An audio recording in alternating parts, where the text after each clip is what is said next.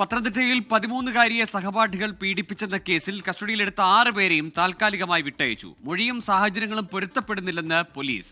പ്രായപൂർത്തിയാകാത്ത 4 പേരെ അടക്കമാണ് പിടികൂടിയത്. ഷിജോ കുര്യൻ ചേരുന്നുണ്ട് വിവരങ്ങളുമായി. ഷിജോ, അതീവ ഗൗരവമായി ഈ കേസ് പൊതുജനശ്രദ്ധയിലേക്ക് വന്ന ഒരു സംഭവമാണ്. ഇന്നാണ് ഈ വിഷയത്തിൽ വലിയ വാർത്താ പ്രാധാന്യവും വരുന്നത്. ഈ കസ്റ്റഡിയിലെടുത്തവരെ വിട്ടയക്കുന്നത് എന്തുകൊണ്ടാണ്? ഇവരുടെ പങ്കിൽ പോലീസിന് എന്തെങ്കിലും സംശയമുണ്ടോ?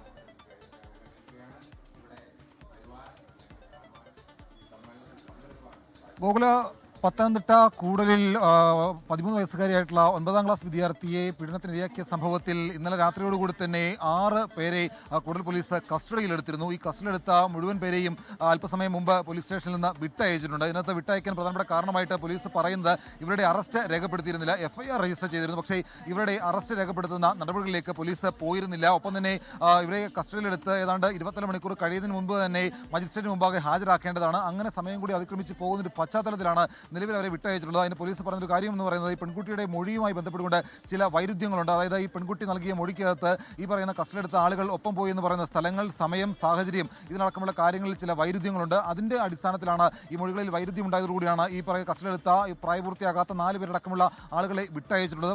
നാളെ വളരെ വിശദമായിട്ടുള്ള അന്വേഷണം ഉണ്ടാകും. നിലവിൽ കേസെടുത്ത പോലീസ് വളരെ വിശദമായിട്ട് അന്വേഷിക്കുകയാണ്. പെൺകുട്ടിയുടെ മൊഴി CWC ഭാഗത്ത് നിന്നും അല്ലെങ്കിൽ പോലീസിന്റെ ഭാഗത്ത് നിന്നും വീണ്ടും ഒരിക്കൽ കൂടി രേഖപ്പെടുത്തി അതിനകത്തൊരു വ്യക്തത വരുന്നതിന് ശേഷമായിരിക്കും അറസ്റ്റ് അടക്കമുള്ള കാര്യങ്ങളിലേക്ക് പോലീസ് പോവുക. നിലവിൽ 10 പേരുടെ പേരുകളാണ് ഈ പെൺകുട്ടി പോലീസിനോട് പറഞ്ഞിരുന്നത്. ഈ 10 പേരുടെ പേരുകളിൽ നിന്ന് 10 പേരെയും പോലീസ് ഐഡന്റിഫൈ ചെയ്തിരുന്നു.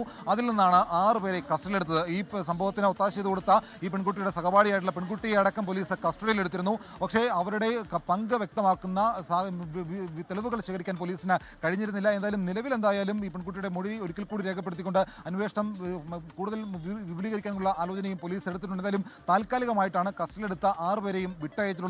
നാളെ വളരെ വിശദമായിട്ടുള്ള മൊഴിയെടുപ്പടക്കം ഉണ്ടാകാനുള്ള സാധ്യതയുണ്ട്. അങ്ങനെ അതിനുശേഷമായിരിക്കും വീണ്ടും അറസ്റ്റ് അടക്കമാനുള്ള നടപടിയിലേക്ക് പോലീസ് കടക്കുക.